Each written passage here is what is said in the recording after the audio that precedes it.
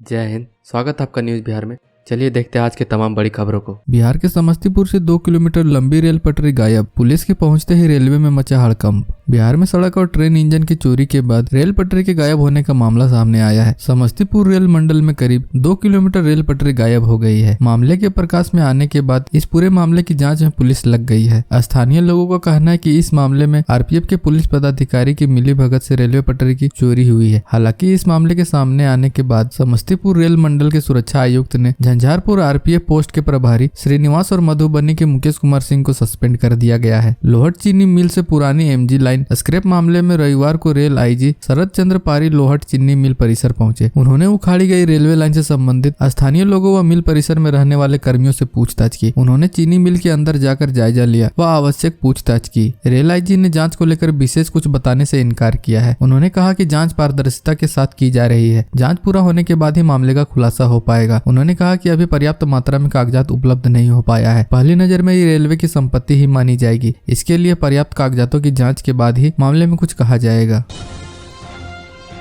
गया से दिल्ली के लिए पैदल रवाना हुई 13 सदस्यीय टीम।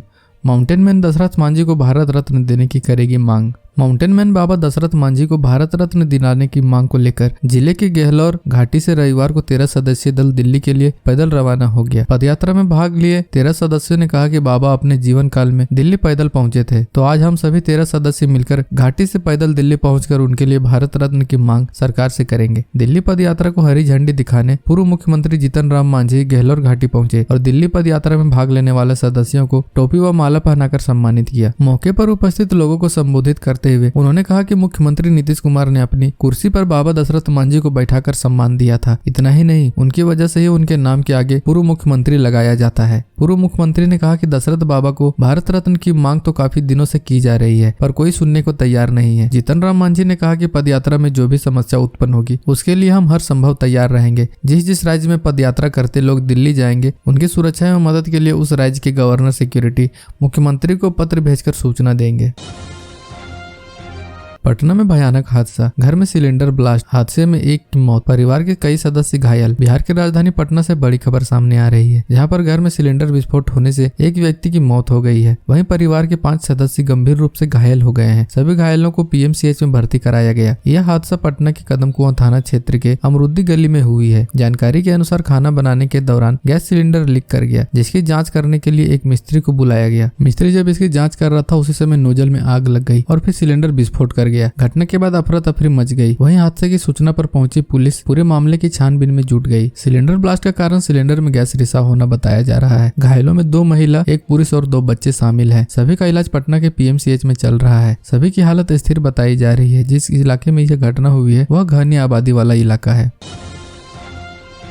जहानाबाद में गोली मारकर युवक की हत्या। सीवान में 80 रुपए के लिए मारी गोली। बिहार के सीवान और जहानाबाद जिले से बड़ी खबर सामने आ रही है, जहां पर एक बीएसएफ जवान ने मात्र 80 रुपए के लिए एक दुकानदार को गोली मार दी। जिस व्यक्ति को गोली लगी है उसका नाम मुन्नी लाल राम उर्फ छोटे लाल है। इस घटना की सूचना मिलने के बाद मौके पर पहुंची पुलिस पर मामले की जाँच में जुट गई है। सीवान के महाराजगंज थाना इलाके के पोखरा गाँव की घटना है। इस मामले में बताया जा रहा है कि मुन्नी लाल ताड़ी बेच रहा था और बीएसएफ का जवान उज्जवल पांडे ताड़ी पीने आया था। जब ताड़ी पीने के बाद मुन्नी लाल पैसे मांगा तो जवान को गुस्सा आ गया और मुन्नी लाल पर गोली चला दी, जिससे वो बुरी तरह से घायल हो गया। घायल मुन्नी लाल को स्थानीय लोगों ने सीवान सदर अस्पताल में भर्ती कराया। इस घटना पर महाराजगंज के एसडीपीओ आरोपी उज्जवल पांडे को 1 पिस्टल, 2 मैगजीन और 4 जिंदा गोली के साथ गिरफ्तार कर लिया।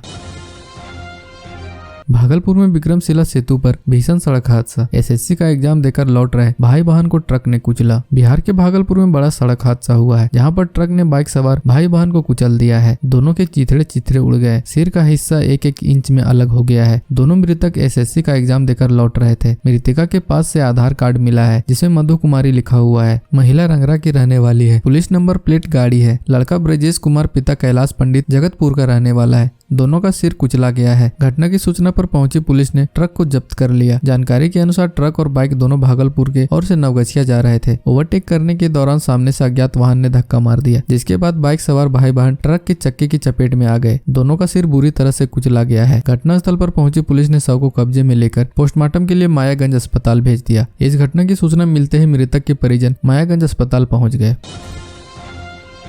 पटना में गर्लफ्रेंड के सामने बेइज्जती से नाराज था प्रेमी, दरोगा के भाई को मारी गोली और हो गई मौत। पटना के कंकड़बाग थाना क्षेत्र के चिरैया टांड़ पुल स्थित कम्युनिटी हेल्थ के गेट 31 जनवरी की रात फायरिंग में घायल एक व्यक्ति की मौत हो गई। बताया जा रहा है कि रोहतास में तैनात दरोगा अजय कुमार की बारात लगने के दौरान अपराधियों द्वारा गोली चलाई गई। गोली से घायल ममेरे भाई चंदन कुमार की सोमवार को पीएमसीएच में मौत हो गई। बीते 31 जनवरी की देर रात को मधुर मिलन के पास अपराधियों ने अंधाधुंध फायरिंग कर दी थी, जिससे चंदन के सिर में और टेंट कर्मी प्रदुमन के पैर में गोली लगी थी। पुलिस एक आरोपित बिट्टू यादव उर्फ अभय कुमार को गिरफ्तार कर जेल भेज चुकी है। इस मामले में रविवार को बिट्टू के अलावा फरार चल रहे 2 आरोपित साकिर और गणेश पर हत्या का केस दर्ज कर लिया गया है। पहले इन तीनों पर आईपीसी की धारा 307 के तहत केस दर्ज हुआ था। अब इसी एफआईआर में आईपीसी की धारा 302 जोड़ दी गई है। मौत की सूचना मिलते ही चंदन के परिजनों में कोहराम मच गया है। पुलिस ने पोस्टमार्टम कराकर शव परिजनों को सौंप दिया। थानेदार रविशंकर सिंह ने बताया कि एक को गिरफ्तार कर लिया गया है और 2 फरार चल रहे हैं। तीनों को स्पीडी ट्रायल कराकर सजा दिलाई जाएगी। परिजनों ने बताया कि चंदन से किसी का झगड़ा हुआ नहीं था, लेकिन अपराधियों द्वारा चलाई गोलियों का शिकार चंदन बिना वजह हो गया। मुजफ्फरपुर में लड़की को दिन दहाड़े कार में उठाया, सामने आया दिल दहला देने वाला वीडियो। मुजफ्फरपुर में अपराधी बेलगाम होते जा रहे हैं। अहियापुर थाना क्षेत्र के दादर रोड से एक दिल दहला देने वाला वीडियो सामने आया है। बताया जा रहा है कि वीडियो रविवार शाम का है। इसमें देखा जा सकता है कि कुछ लोग एक लड़की को जबरदस्ती एक कार में बैठाने की कोशिश कर रहे हैं। लड़की पहले कुछ देर तक उनके साथ धक्का मुक्की करती है, मगर फिर उसे जबरदस्ती कार में बैठा लिया जाता है। ये पूरी घटना पास के एक बिल्डिंग में लगे सीसीटीवी में कैद हो गई है। मामले की सूचना मिलने के बाद से डीएसपी समेत अहियापुर थाने की पुलिस जांच में जुट गई है। पुलिस के अनुसार किसी लड़की के अगवा होने की जानकारी अभी तक नहीं मिली है। वहीं किसी ने मामले में कंप्लेन भी नहीं लिखाया है। सीसीटीवी फुटेज में दिख रहा है कि कार से आए लोगों को देखकर लड़की भागने की कोशिश करती है। इसके साथ ही कार में बैठाने का विरोध भी करती है। ऐसे में पुलिस मामले में अपहरण मानकर कार्रवाई कर रही है। सीसीटीवी में दिख रहे सफेद स्विफ्ट कार के बारे में भी पुलिस जानकारी लेने की कोशिश कर रही है। बड़ी बात यह है कि लड़की का विरोध देखकर लोग वहां जमा तो होते हैं, मगर कोई उसकी मदद नहीं करता है। छपरा में मॉब लिंचिंग, गुस्साए लोगों ने जमकर काटा बवाल, थानाध्यक्ष भी निलंबित, धारा 144 लागू। बिहार के छपरा में 3 युवकों को कुछ लोगों के द्वारा बांधकर पिटाई करने से एक की मौत हो गई, वहीं अन्य 2 गंभीर रूप से घायल हैं। घटना की जानकारी मिलने के बाद गुस्साए लोगों ने जमकर बवाल काटा। लोगों ने मेन रोड पर तोड़फोड़ करने के साथ आगजनी की। इलाके में बढ़ते तनाव को देखते हुए जिला प्रशासन के द्वारा धारा 144 लगा दिया गया है। पुलिस मुख्यालय ने सोमवार को बताया कि सारण के मांझी थाना में वर्तमान स्थिति को देखते हुए विधि व्यवस्था बनाए रखने के लिए धारा 144 के तहत निषेधाज्ञा लागू की गई है। इसका उल्लंघन करने वालों पर कानूनी कार्रवाई की जाएगी। स्थिति पर नजर बनाए रखने के लिए वीडियोग्राफर भी रखा गया है। वहां गड़बड़ी फैलाने वालों का वीडियो बनाया जाएगा। इसके साथ ही सुरक्षा व्यवस्था बनाए रखने के लिए जिले के बाहर से भी अतिरिक्त सुरक्षा बल मंगाया गया है। बताया जा रहा है कि हत्या और मारपीट में शामिल 2 लोगों को पुलिस ने गिरफ्तार कर लिया है। हत्या में शामिल अन्य लोगों को पकड़ने के लिए पुलिस उपाधीक्षक के नेतृत्व में विशेष जांच दल का गठन किया गया है। दोनों हमलों, हत्या और उपद्रव के दोषियों के फरार रहने की स्थिति में तुरंत उनकी संपत्ति कुर्क करने के लिए आवश्यक कदम उठाए जा रहे हैं। सोशल मीडिया पर भड़काऊ एवं भ्रामक पोस्ट करने वालों के विरुद्ध मामला दर्ज किया गया है। इस मामले में मांझी थानाध्यक्ष को भी निलंबित कर दिया गया है। पुलिस के अनुसार गांव के मुखिया प्रतिनिधि विजय यादव और उसके समर्थकों पर 2 फरवरी को 3 युवकों अमितेश सिंह, राहुल सिंह और आलोक सिंह को बंधक बनाकर उनकी बेरहमी से पिटाई किए जाने का आरोप है। इसमें अमितेश की मौत हो गई है, जबकि 2 अन्य युवकों को इलाज के लिए पटना मेडिकल कॉलेज अस्पताल में भर्ती कराया गया है।